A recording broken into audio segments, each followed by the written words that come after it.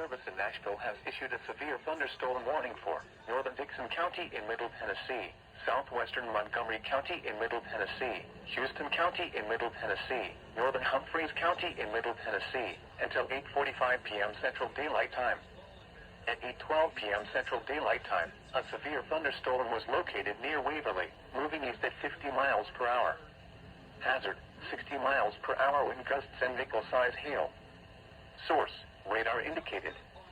Impact, expects damage to roofs, siding, and trees. Locations impacted include Waverly, Camden, Arion, McCune, Tennessee Ridge, Charlotte, Van Leer, Sladen, and Cunningham. For your protection, move to an interior room on the lowest floor of a building.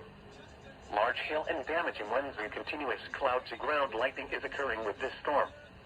Move indoors immediately. Lightning is one of nature's leading killers. Remember, if you can hear thunder, you are close enough to be struck by lightning.